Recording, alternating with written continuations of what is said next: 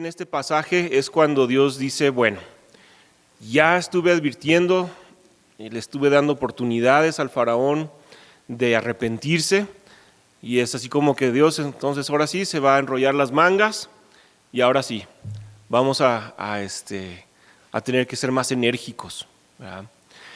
Acuérdense, venimos viendo Éxodo en los capítulos anteriores a un Moisés y a un Moisés ya pues grande, ¿verdad? Acuérdense, en aquel entonces la gente vivía mucho más que ahora. Era muy común llegar a una edad de más de 100 años, 110, 120. Entonces Moisés pues ya estaría de todos modos grande, ¿verdad? Aarón también. Vemos que ellos, Moisés es llamado, van delante de Faraón, Faraón los rechaza, aunque Dios ya se lo había varias veces avisado, te va a rechazar, yo lo voy a endurecer. Es bien interesante porque 18 veces se menciona el endurecimiento del corazón de Faraón. 9 veces dice que Faraón endurece su corazón, 9 veces dice que Faraón mismo endurece su corazón. Entonces ahí hay una dinámica muy interesante. Pero bueno, además cuestiona a Faraón, le dice, ¿quién es Dios para hacerle caso a lo que me estás pidiendo de sacar a mi pueblo? Acuérdense, los israelitas tenían ya varios cientos de años viviendo en Egipto, y en los últimos, no se sabe cuántos, pero a lo mejor 100, a lo mejor 200 años del tiempo que estaban ahí, ya se les había puesto a trabajar. Gradualmente se les iban poniendo cada vez trabajos más bajos, hasta que se les hizo esclavos completamente, ¿no? Y decían algunos historiadores cristianos qué cosas, que si se acuerdan de la historia de José, que él juntó grano en Egipto para después repartirlo de los 7 años que hubo mucha abundancia, lo juntó, y en los 7 años de mucha hambruna lo estuvo vendiendo, al grado de que la gente ya no tenía nada más que dar a cambio del grano y dijeron, toma nuestras vidas, ¿verdad? Los mismos egipcios se vendieron como esclavos a José y a Faraón. Y entonces un hebreo había vuelto a todo el país de Egipto esclavos, y ahora, siglos después, los egipcios habían vuelto habían convertido a los descendientes de este hebreo en sus esclavos. Y Dios escucha el clamor del pueblo por la crueldad con la que eran tratados. Acuérdense también, en un momento, para tratar de controlar el crecimiento de la población hebrea, Dios pues permite una desgracia muy tremenda, y la dureza de los faraones los lleva a matar a muchos niños varones en el río Nilo, tirándolos al río Nilo, y ahorita vamos a ver por qué eso es significativo. Y entonces, bueno, Egipto en este momento salió después de las hambrunas como un país que se fue fortaleciendo. Las hambrunas del tiempo de José habían traído un periodo de mucha guerra, de mucho desorden, y Egipto está ahorita en un momento de mucho esplendor, un país muy rico, muy poderoso, con un ejército muy numeroso, bien equipado, con las armas más modernas de aquel entonces, con ciudades enormes, preciosas, ¿verdad? Construidas pues a espaldas de los esclavos, próspero, o sea, con abundancia de comida, de riquezas. Y Faraón era uno de los personajes más poderosos de toda esa región, no nomás en su país, sino de toda la región. Un hombre que inspiraba temor en muchas personas. Y ante él vamos a ver que llegan estos ancianos, ¿verdad? Estos ancianos hebreos. Y vamos a ver cómo Dios los usa a estos dos, pues sí, ancianos que vienen del desierto, de entre los esclavos, para confrontar al hombre más poderoso de toda su región en aquel entonces. Vamos a ir leyendo y vamos a ir viendo a ver qué nos habla el Señor en esto, ¿verdad?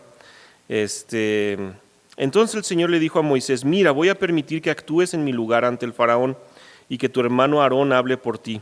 Tú le dirás a Aarón todo lo que yo te ordene, luego él hablará con el faraón para que deje salir de su país a los israelitas. Pero yo voy a hacer que el faraón se ponga terco y haré muchas señales y cosas asombrosas en Egipto. Versículo 4. El faraón no les va a hacer caso a ustedes, pero yo descargaré mi poder sobre Egipto y con grandes actos de justicia sacaré de ahí a mis ejércitos, es decir, a mi pueblo, los israelitas. Y cuando haya mostrado mi poder sobre Egipto y haya sacado de allí los israelitas, los egipcios sabrán que yo soy el Señor. Versículo 6, Moisés y Aarón lo hicieron todo tal como el Señor se lo había ordenado. Moisés tenía 80 años y Aarón 83 cuando hablaron con el faraón. Versículo 8, el Señor le dijo a Moisés y a Aarón: si el faraón les pide que hagan un milagro, le dirás a Aarón que tome su bastón y que lo arroje al suelo ante el faraón para que se convierta en una serpiente. Moisés y Aarón fueron a ver al faraón e hicieron lo que el Señor había ordenado. Aarón arrojó su bastón al suelo delante del faraón y de sus funcionarios y el bastón se convirtió en una serpiente. Versículo 11, el faraón por su parte mandó llamar a sus sabios y magos, los cuales con sus artes mágicas hicieron también lo mismo. Cada uno de ellos arrojó su bastón al suelo y cada bastón se convirtió en una serpiente. Pero el bastón de Aarón se comió los bastones de los sabios y magos. A pesar de eso, el faraón se puso terco y no les hizo caso tal como el Señor lo había dicho. Versículo 14, después el Señor le dijo a Moisés: el faraón se ha puesto terco y no quiere dejar salir a los israelitas. Pero mañana temprano irás a verlo cuando él baje al río. Espera en la orilla y lleva contigo el bastón que se convirtió en serpiente. Ahí le dirás: el Señor, el Dios de los hebreos, me ha enviado a decirte: deja ir a mi pueblo para que me adore en el desierto, pero hasta ahora no has hecho caso. Versículo 17, por lo tanto el Señor ha dicho: ahora vas a saber que yo soy el Señor. Cuando yo golpee el agua del río con este bastón que tengo en mi mano, el agua se convertirá en sangre. Los peces morirán y el río apestará tanto que los egipcios tendrán asco de beber de esa agua. Versículo 19, además el Señor le dijo a Moisés: dile a Aarón que tome su bastón y que extienda su brazo sobre los ríos, arroyos, lagunas y depósitos de agua de Egipto, sobre todo lo que tenga agua para que se convierta en sangre. Así habrá sangre hasta en los recipientes de madera y de piedra. Moisés y Aarón hicieron lo que el Señor les había ordenado. Aarón levantó su bastón y golpeó el agua del río a la vista del faraón y de sus funcionarios, y toda el agua se convirtió en sangre. Versículo 21, los peces murieron y el río mismo apestaba tanto que los egipcios no podían beber agua de él. Había sangre por todo Egipto. Versículo 22, pero los magos egipcios hicieron lo mismo por medio de sus artes mágicas. Así que el faraón se puso terco y no les hizo caso a Moisés y Aarón, tal como el Señor lo había dicho. El faraón regresó a su palacio sin darle importancia a este asunto, y todos los egipcios tuvieron que hacer pozos en las orillas del río para sacar agua limpia, pues el agua del río no se podía beber. Y 7 días pasaron. ¿Han visto la película del Príncipe de Egipto? Sí, bien buena. Creo que tengo un videíto justamente de esta plaga. ¿Podemos verlo? ¡Libera a mi pueblo ahora! Con que sigues insistiendo con lo mismo, ¿verdad? Continúen. ¡No puedes seguir ignorándonos! Suficiente. No escucharé más a ese hebreo necio. Tráiganlo ante mí. ¡Moisés! ¡No!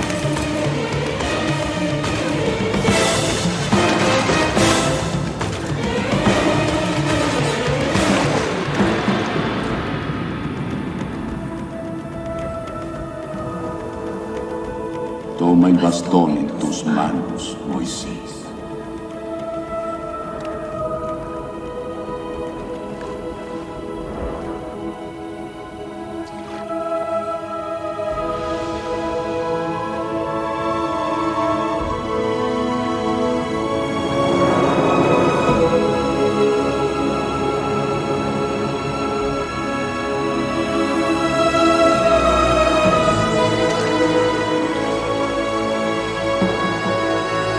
Padre, ¡Sangre!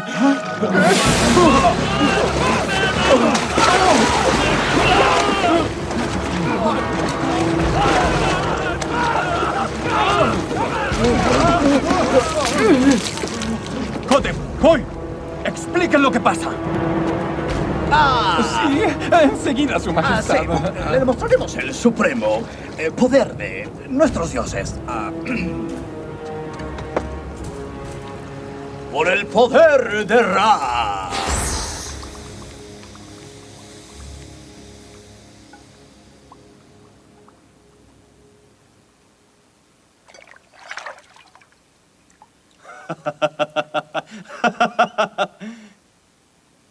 Abandona esta inútil misión, Moisés.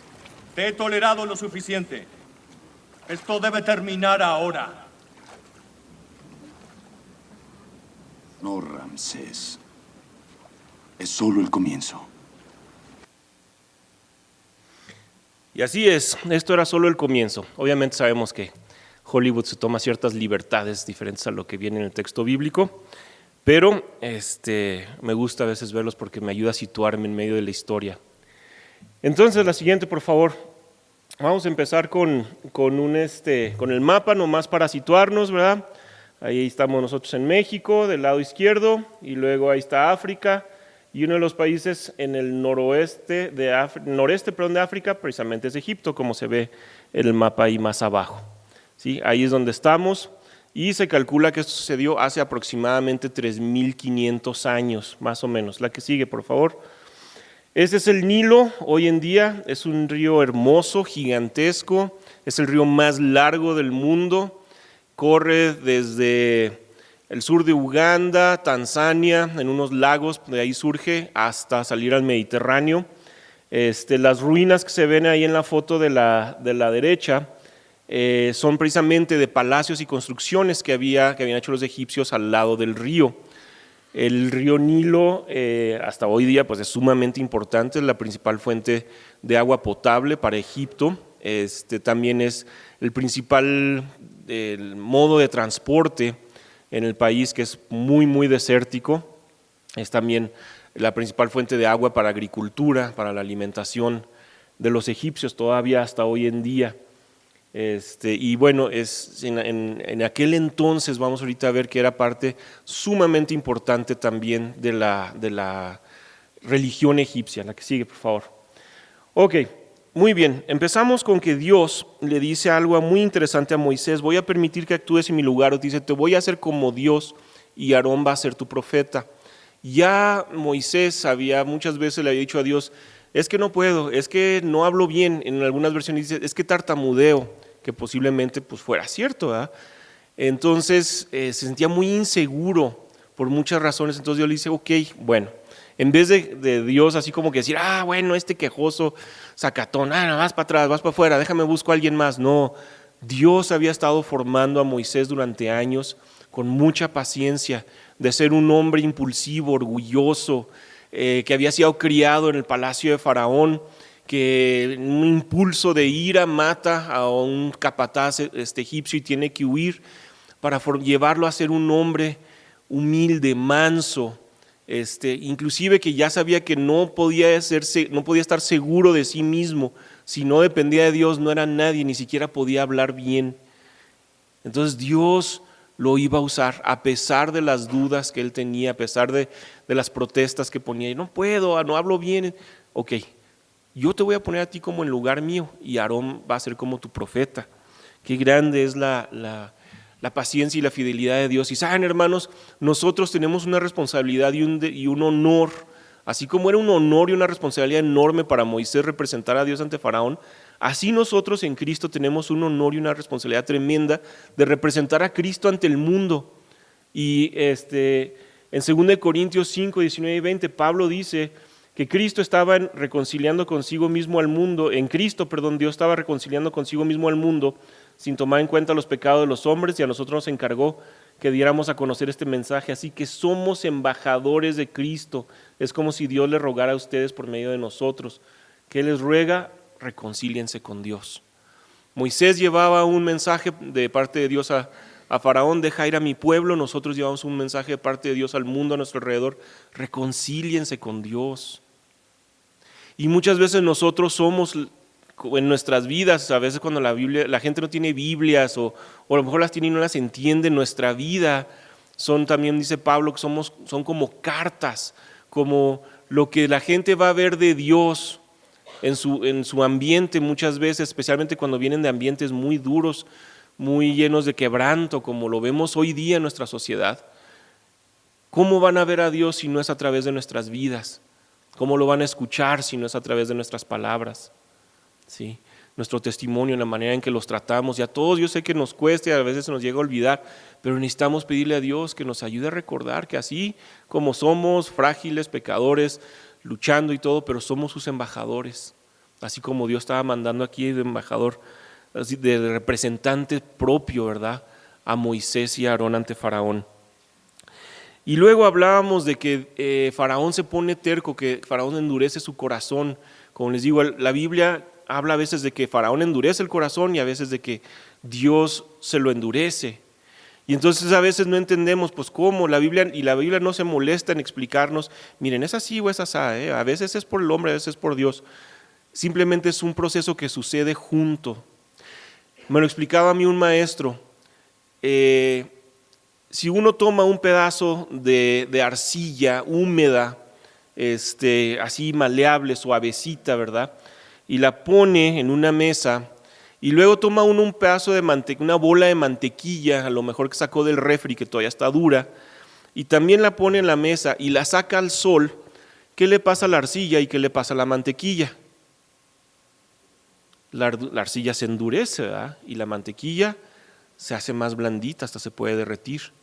Entonces, cuando somos expuestos a Dios y su palabra, si nosotros decidimos en un principio, no voy a creer, si como Faraón decimos, ¿y quién es Dios? Siendo que había el testimonio aún de siglos antes de José y de los hebreos que habían estado ahí por mucho tiempo, y nosotros decimos, Dios, ¿tú quién eres? ¿Quién eres para querer venir a tomar mi vida o decirme qué hacer con mi vida?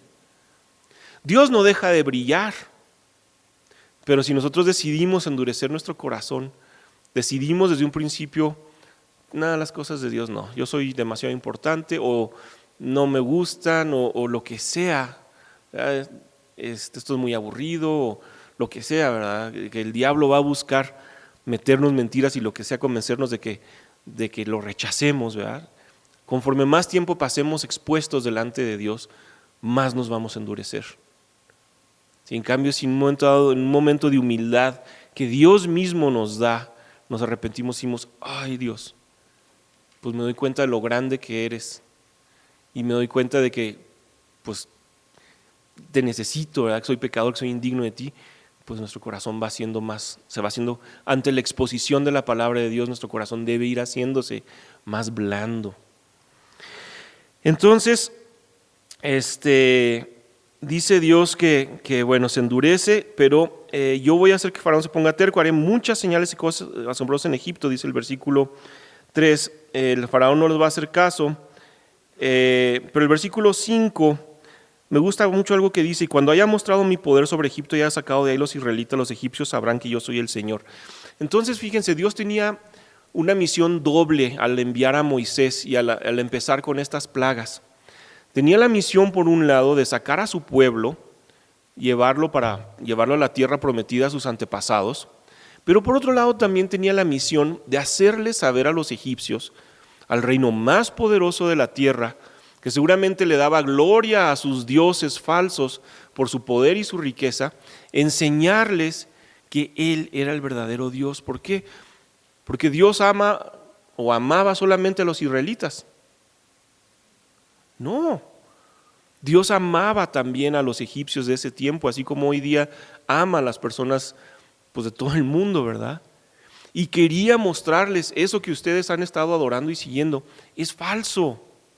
Les voy a mostrar mi poder, quién soy yo, y entra Dios en una guerra que a lo mejor nosotros vamos a ver en los siguientes domingos los efectos materiales, físicos de esa batalla, de esa lucha, pero que en su principio es una guerra, una lucha espiritual. Porque detrás de cada ídolo hay también demonios que nos mantienen atados a ese ídolo, aún con señales mentirosas.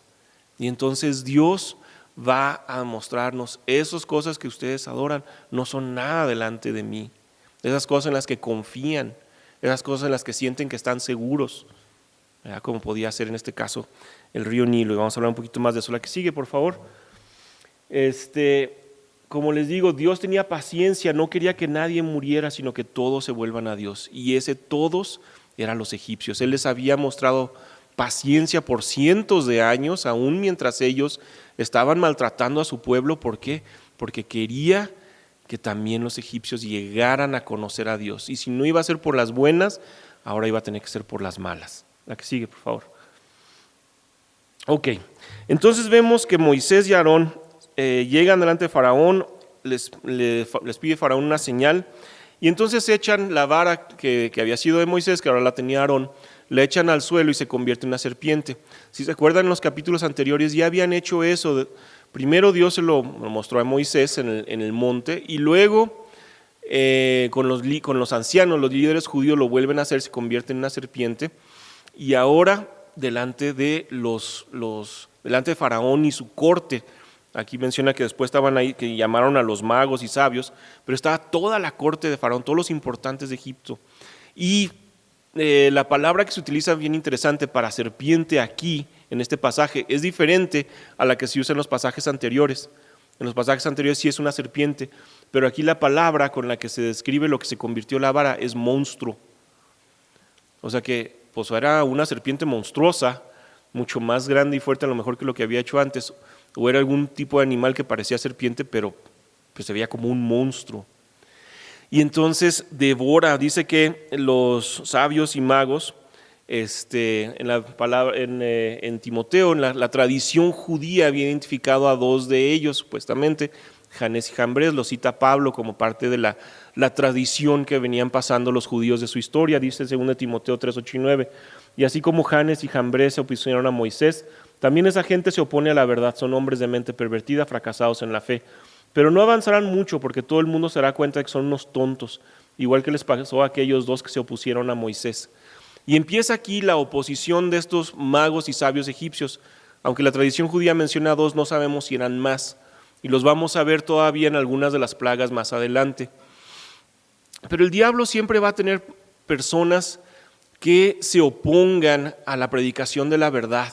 Siempre van a haber, sí, siempre van a haber, sí, y no nos sorprendamos, a veces nos cuesta trabajo de que vamos y damos un buen testimonio con nuestra vida a las personas y luego les hablamos del evangelio y recibimos resistencia de parte de ellos o de otras personas a su alrededor. Y a veces sí, pues sí agüita, ¿verdad?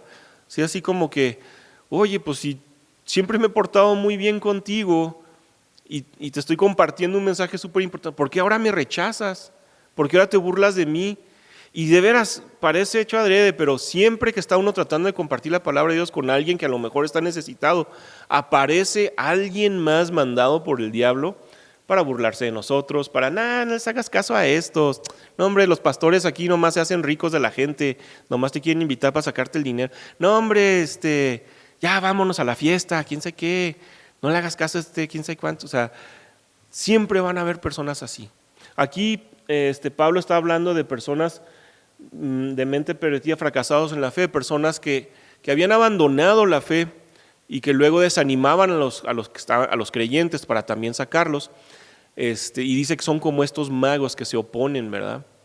Entonces, no nos sorprenda que cuando también nosotros, como embajadores de Cristo, queremos llevar el mensaje de Dios, lleguen personas a oponerse, siempre hay. Pero sí, confiando en el Señor, dependiendo en su poder, va a pasar lo mismo. Estas personas pues van a ser expuestas aún ante los demás. Les pudiera platicar historias de eso, pero no hay tiempo, pero Dios se encarga, Dios se encarga. Y fíjense, ahí empieza la primera señal. Ok, imitamos la señal que Dios hizo a través de Moisés y Aarón con la vara, la imitan. Ahora, se decía que en aquel entonces, no sé si han visto ustedes todavía a veces en los documentales, salen personas que agarran a las cobras, esas víboras venenosísimas, y con música y movimientos las encantan y de repente la cobra se queda así, o hay algunos que la hacen que sí, que se quede así como derechita, como rígida, ¿verdad? Entonces algunos dicen que a lo mejor estos eran encantadores de serpientes, que también podían hacer que una serpiente se quedara así rígida, toda derechita, y luego la despertaban y pues ya luego la serpiente andaba así, entonces se piensa que podía hacer eso. No sabemos, pero sí sabemos que la palabra de Dios nos advierte de que el diablo también hace milagros, también hay un poder sobrenatural demoníaco en este mundo, y es una tontería de nuestra parte creer, no, esas cosas son supersticiones, son cosas de hace tiempo. En nuestro mundo moderno científico nosotros sabemos que eso no sucede.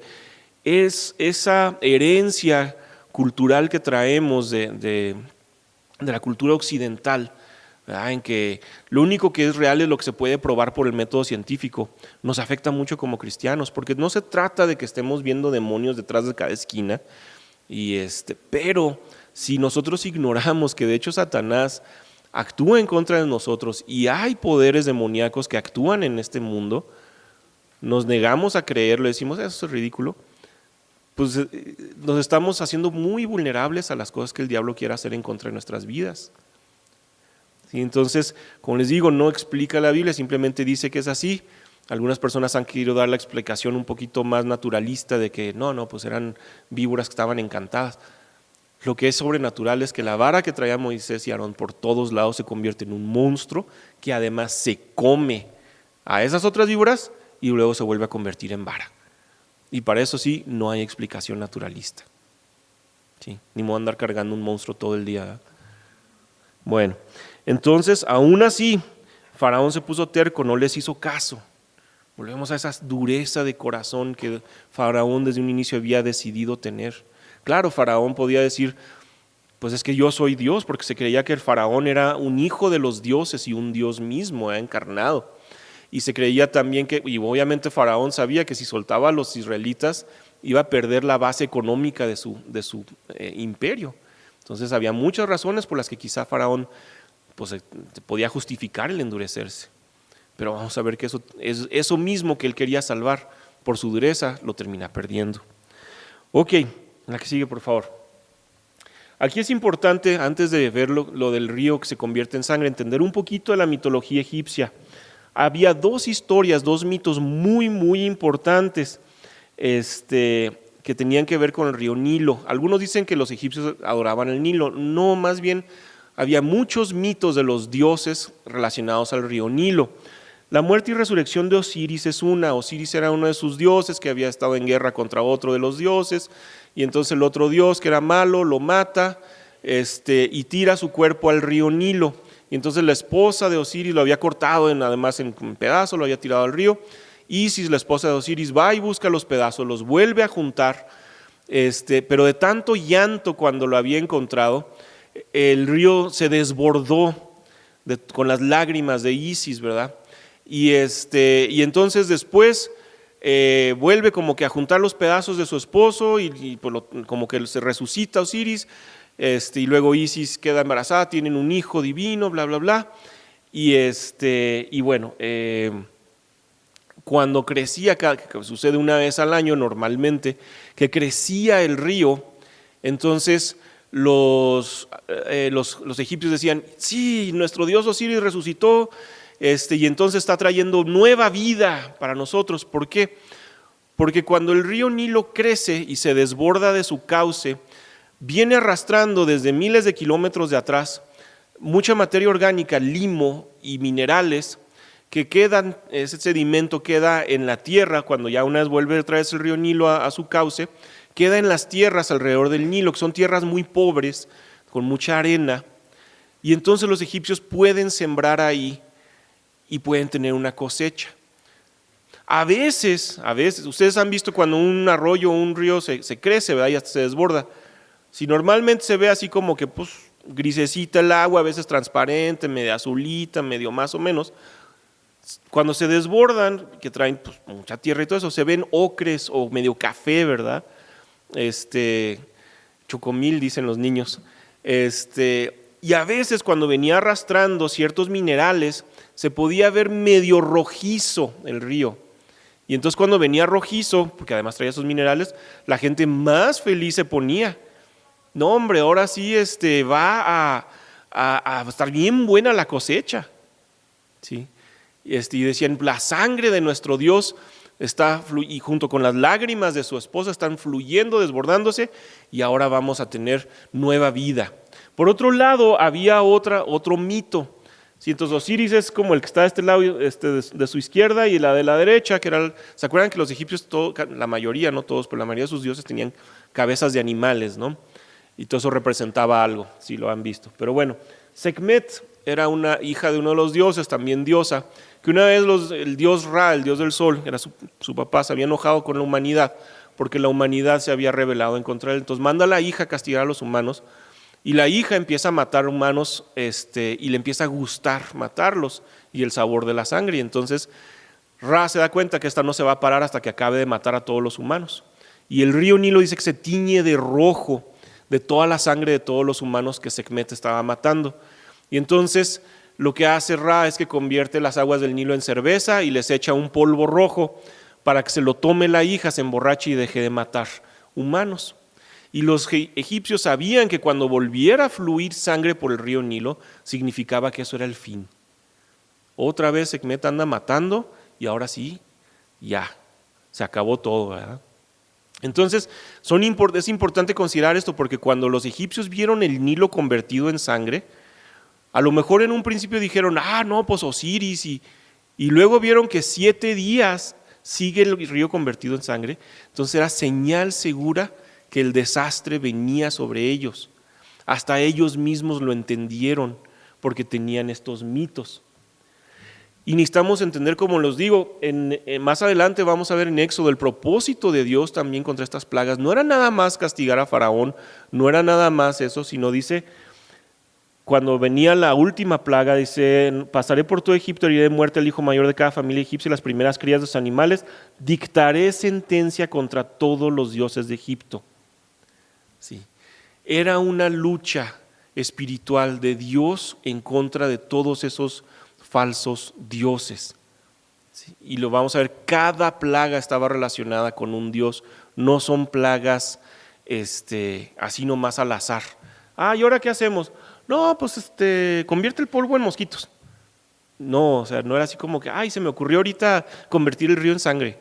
Cada una tenía un significado en contra. Y los egipcios lo entendieron perfectamente, a nosotros se nos cuesta porque pues, no venimos de la cultura egipcia, no entendemos todas sus historias y su mitología.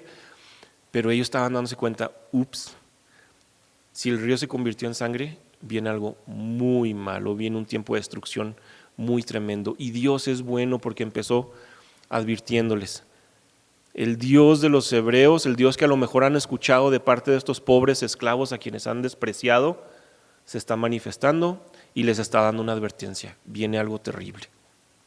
¿Se acuerdan los que han venido, los videos que hemos visto de los hermanos, precisamente en los países perseguidos, que son despreciados, que son humillados, que son tratados como ciudadanos de segunda? Un día el Señor va a traer un juicio sobre el mundo y la gente va a decir, eso que nos habían dicho estos pobres cristianos despreciados, se está cumpliendo. Pero Dios les estaba dando la oportunidad de arrepentirse, ¿sí? a los egipcios. Porque como leíamos antes, no quiere ni que ellos perezcan, sino que todos procedan al arrepentimiento. Y entonces, bueno, me gusta mucho en el versículo 17 cuando dice, ahora vas a saber que yo soy el Señor, ahora vas a conocerme, ¿sí? Cuando golpeé este río con el bastón que tengo en la mano y se convierte en sangre. Ahora hay personas, la que sigue por favor, que han tratado de explicar, bueno, ahí está el Nilo desbordado. Se fijan cómo llena los campos alrededor de su cauce y eso es lo que permite que la agricultura continúe ahí. Y ahí abajo se ve una parte donde hay es un lago cercano de donde salen, cercano a donde está el Nilo, no es el Nilo, pero se ve como que decía los minerales rojizos y el agua azul, ¿verdad? Que a veces chocan y se ven de 2 colores. Pero hay gente que dice, no, es que eso de los milagros, eso de las plagas de Egipto, todos tienen explicación científica, son ridiculeces, que es que Dios.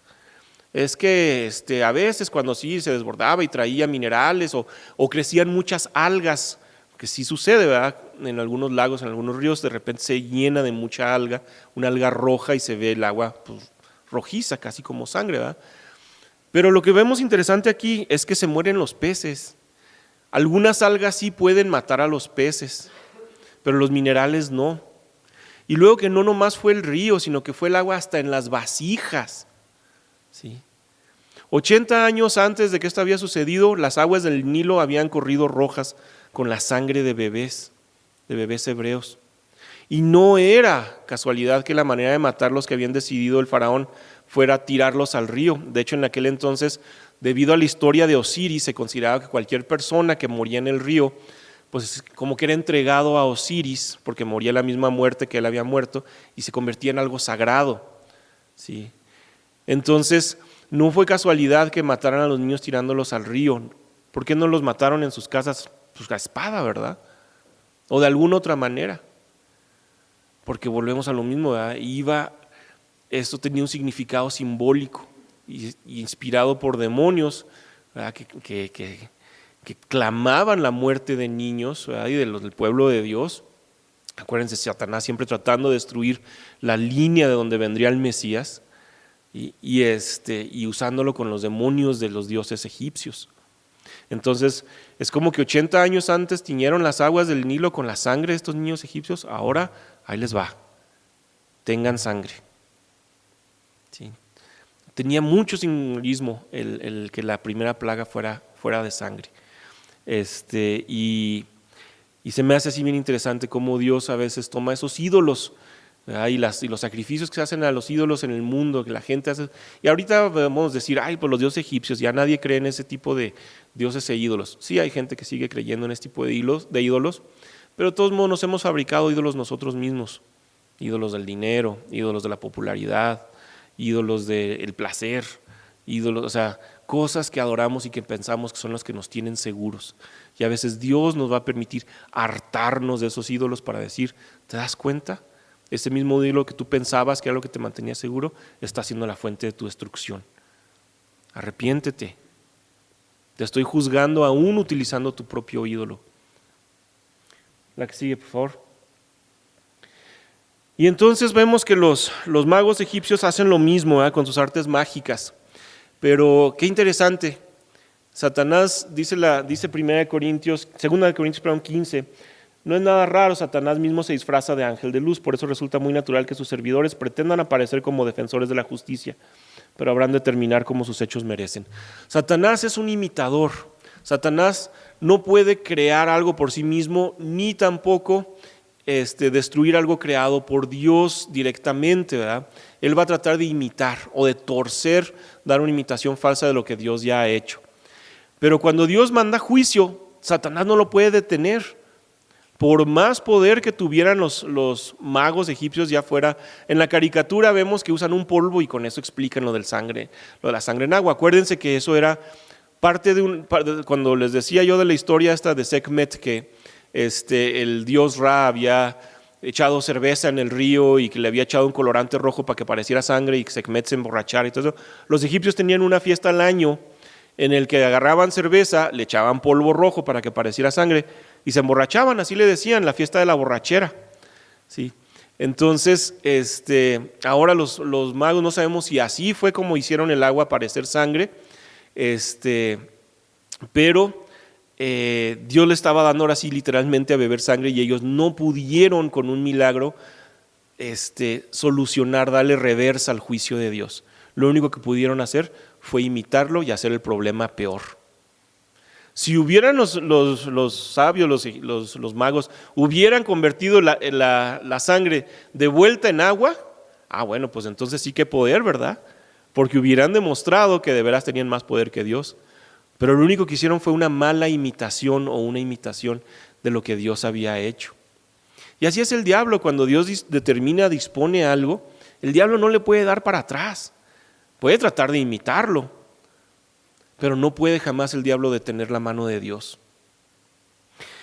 Y va a tratar, como hicieron aquí, durante algunas plagas, va a tratar de engañar, ¿verdad? Como si tuvieran poder, como el diablo trata de engañar a las personas haciéndose parecer ángel de luz, y sus servidores también van a seguir engañando durante todavía un poquito de tiempo a Faraón. Y aquí lo hacen con este poder. Si convirtieron el agua realmente en sangre, pues pudiera ser que sí tuvieran ese poder demoníaco, sobrenatural. No sabemos, pero sí vemos que no logran detener la mano de Dios. Y el tema de la sangre, precisamente aquí, creo que conecta muy bien con algo bien interesante, ¿verdad? La sangre siempre ha sido un símbolo de vida, y también de juicio. Si se acuerdan, desde un inicio en el Génesis, cuando Caín y Abel llevaron sus ofrendas delante de Dios, dice que Dios vio con agrado la ofrenda de Abel. ¿Por qué? Porque era lo mejor de sus ovejas, ¿verdad?